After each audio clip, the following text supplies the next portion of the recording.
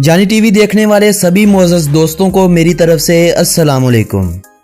दोस्तों, आज की इस वीडियो में हम सैर करेंगे दुनिया के एक उस बदनसीब इस्लामी मुल्क की जिसे 90 की दहाई में खाको खून में नहला दिया गया।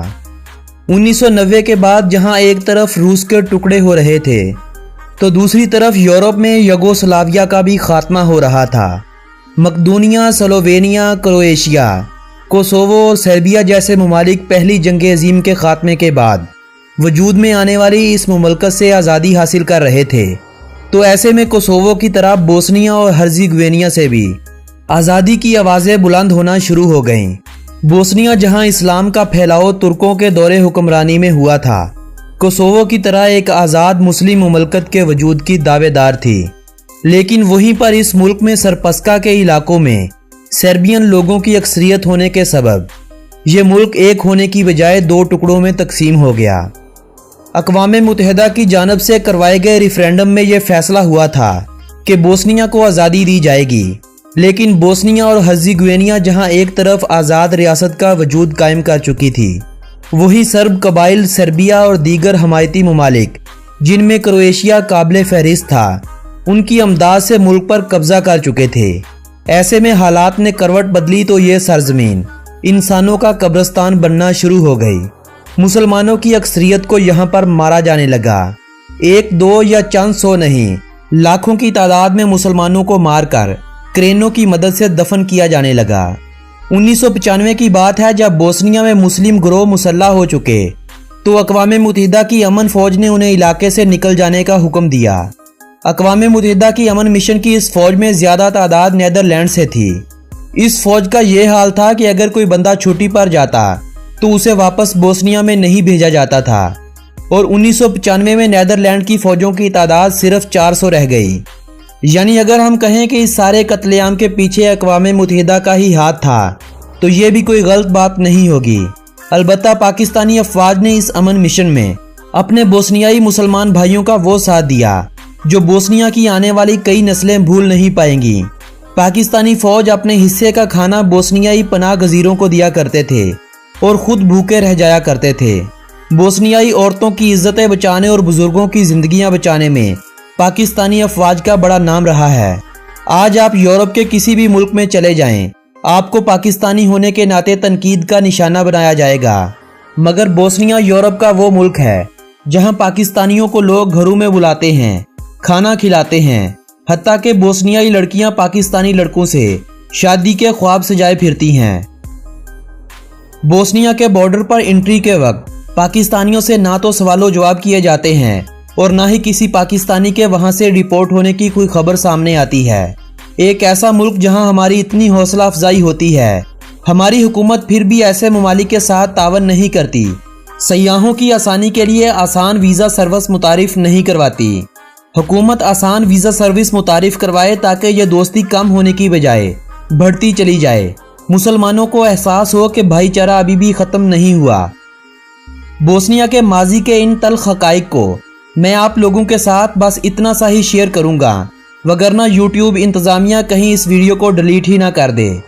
बोस्निया के माजी से तो हमने आपको आशना करवा दिया, अब बात करते हैं बोस्निया के हाल की।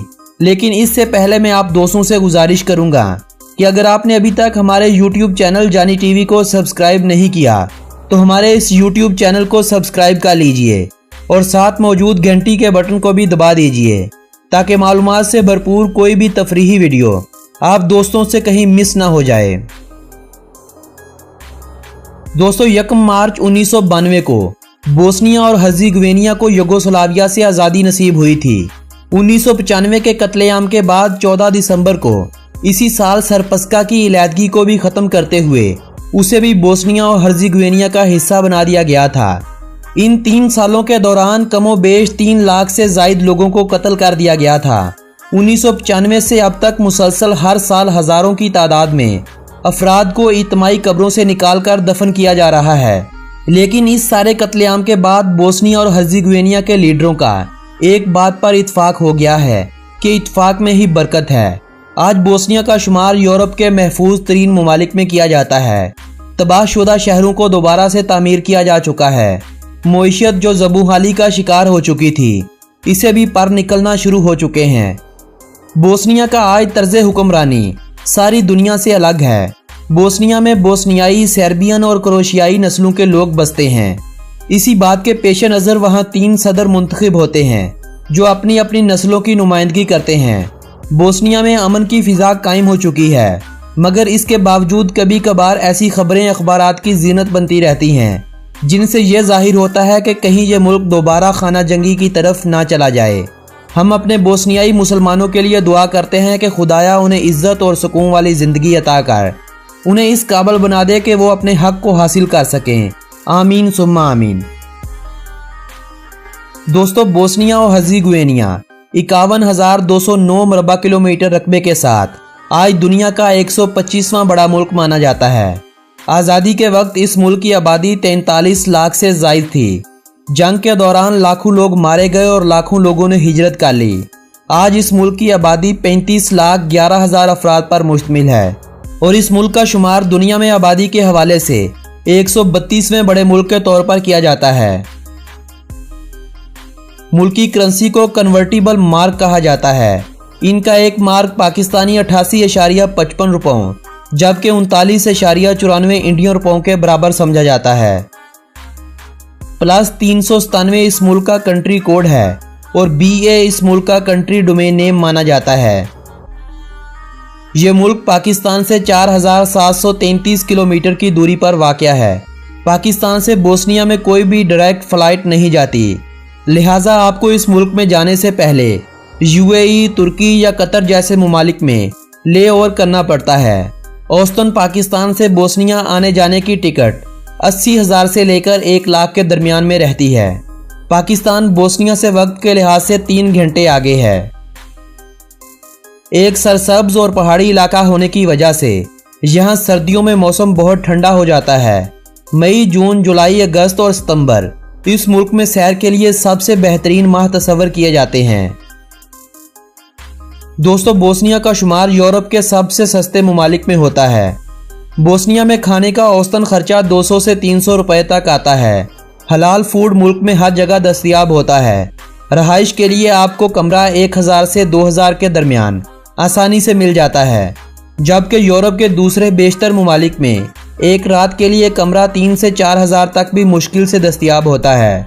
एक मज़े की बात यह है कि अगर आप वहाँ के लोगों से थोड़ा खुलकर बात करें और उन्हें बतलाएं कि आप पाकिस्तान से हैं, तो लोग आपको अपने घरों में ले जाएंगे, जहां आपकी खूब मेहमान नवाजी भी की जाएगी और इस अमल से दोस्ती भी बढ़ती है और एक दूसरे को जानने का अच्छे से मौका भी मिलता है। दोस्तों, बोस्नियाई वार के दिनों में इस मुल्क की फीकस मजमूई आमदनी $300 थी, लेकिन हर आने वाले साल में इस मुल्क ने तरक्की की और आज फीकस मजमूई आमदनी $6,000 पर पहुंच चुकी है। कुल मुल्की पैदावार $20.7 बिलियन पर है। बोस्निया का शुमार सियाहत के शोबे में तरक्की करने के हवाले से दुनिया के तीसरे बड़े मुल्क के तौर पर होता है। 2010 में इस मुल्क में सयाहों की तादाद 6,56,000 अफराद थी। 2018 में ये तादाद तकरीबन 19 लाख अफराद को पहुंच चुकी है। इस मुल्क में आज़ादी से पहले लोहे स्टील की सन्नत अरूज पर थी, मगर इस मुल्क में होने वाली इस खाना जंगी ने इस सन्नत को मुकम्मल तबाह बर्बाद करके रख दिया। आज इस मुल्क में स्टील की सन्नत दोबारा से अपना मुकाम हासिल कर रही है। सोने के बेशुमार ज़खायर इस मुल्क में मौजूद हैं, जो मुल्की मईशत को सहारा देने का एक बेहतरीन जरिया है। ये मुल्क लकड़ी और लकड़ी से बना हुआ फर्नीचर, गाड़ियों की सीटें, बिजली और एल्यूमिनियम की फरोख्त से हर साल अरबों डॉलर कमा रहा है। बोस्नियन, सर्बियन और क्रोएशियन इस मुल्क की 3 सरकारी जुबानें हैं। मुल्क में 50% आबादी बोस्नियाई लोगों की है। 30% सर्बियन अफराद भी इस मुल्क में बसते हैं।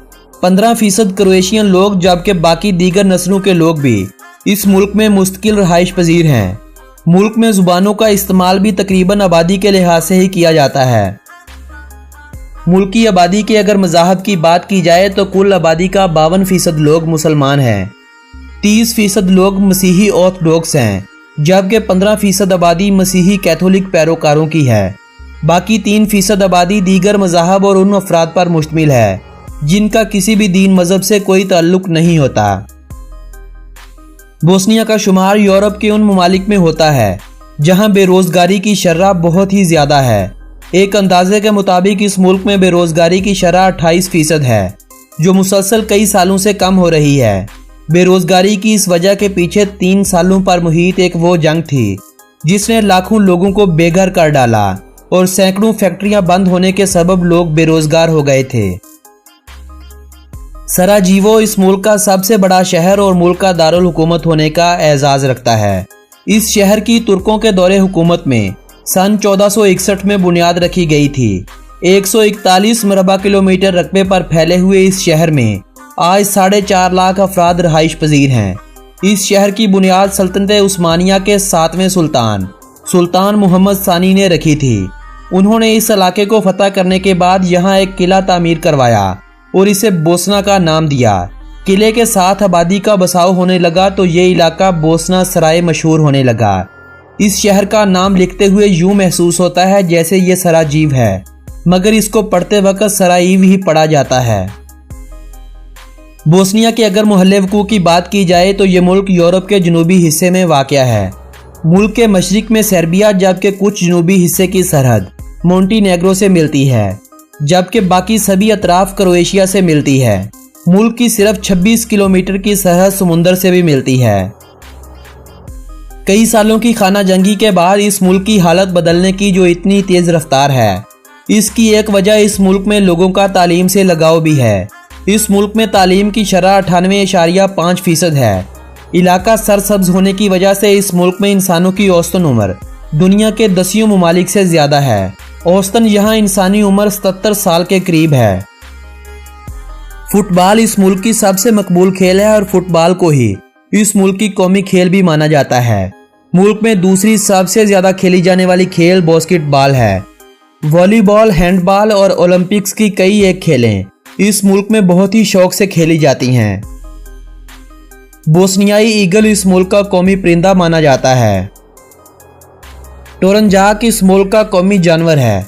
ये कुत्तों की एक ऐसी किस्म होती है जो भेड़ों के बहुत बड़े बड़े ग्रोहों को मालिक के बगैर चरवाने की सलाहियत रखते हैं। चंबेली के फूल से मिलता जुलता बोस्नियाई गुले सोसन इस मुल्क का कौमी फूल माना जाता है। दोस्तों, बोस्निया के बारे में अगर दिलचस्प हक़ाइक़ की बात की जाए तो इस मुल्क की करेंसी, जिसे मार्क और मार्का भी कहा जाता है, इस मुल्क के अलावा दूसरे किसी भी मुल्क हत्ता के साथ के सभी ममालिक में बहुत मुश्किल से मिलती है। यानी आपको अगर इस मुल्क में जाना है तो आपको इस मुल्क में जाकर करेंसी को एक्सचेंज करवाना होगा और वापसी से पहले अपनी बाकी करेंसी को दोबारा डॉलर में तब्दील करवाना होगा, वगरना आप दूसरे ममालिक से इस करेंसी को तब्दील नहीं करवा पाएंगे। बोस्निया में कॉफ़ी का इस्तेमाल बहुत ही ज़्यादा होता है।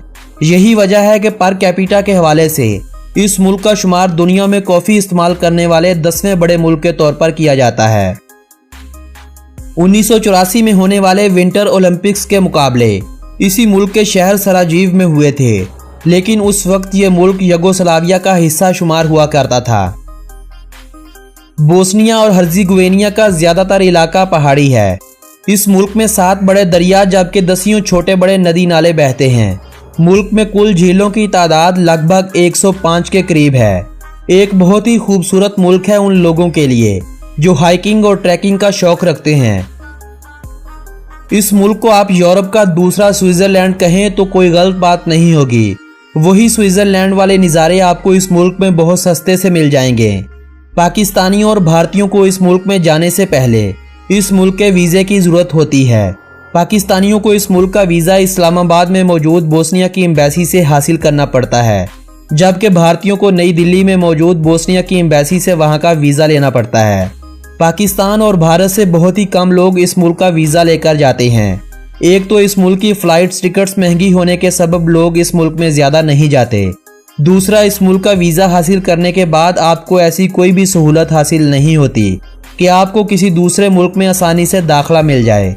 इस मुल्क की वीज़ा पॉलिसी में ये भी शामिल है कि अगर आपके पासपोर्ट पर अमेरिका, यूके या शेंजन कंट्रीज़ का मल्टी एंट्री वैलिड वीज़ा लगा हुआ है तो आपको इस मुल्क में वाया लैंड क्रॉसिंग और वाया फ्लाइट 30 दिनों के लिए एंट्री मिल जाती है। दोस्तों, यूरोप में चलने वाली सबसे पहली ट्राम भी सन 1885 में इसी मुल्क में चलाई गई थी, जो आज भी चल रही हैं। बोस्निया रकबे के लिहाज से अमरीकी रियासत मगरबी वर्जीनिया से थोड़ा सा छोटा है। इस मुल्क में 3 नस्ली गिरोह होने के सबब यहाँ 3 जुबानें तो बोली जाती हैं, मगर हैरानगी की बात यह है कि तीनों जुबानें बिल्कुल एक जैसी हैं। यूरोप का एक सबसे पुराना जंगल भी इसी मुल्क में मौजूद है। दोस्तों, ये थी बोस्निया के बारे में दिलचस्प मालूमात पर मबनी एक बहुत ही खूबसूरत सी वीडियो। अगर ये वीडियो आप लोगों की मालूमात में इजाफे का सबब बनी हो तो इस वीडियो को अपने अजीज़ों अहबाब के साथ व्हाट्सएप और फेसबुक वाल पर शेयर करते हुए अपनी पसंदीदगी का इजहार लाजमी कीजिएगा। इस वीडियो को ज़्यादा से ज़्यादा लाइक्स दीजिए और कमेंट बॉक्स में बतलाइएगा कि अगली वीडियो कौन से मुल्क पर बनाई जाए। आप दोस्तों से मुलाकात होगी ऐसी ही किसी मालूमाती वीडियो के ज़रिए। तब तक के लिए अपने इस दोस्त मोहम्मद नबील को दीजिएगा इजाज़त। अल्लाह निगहबान।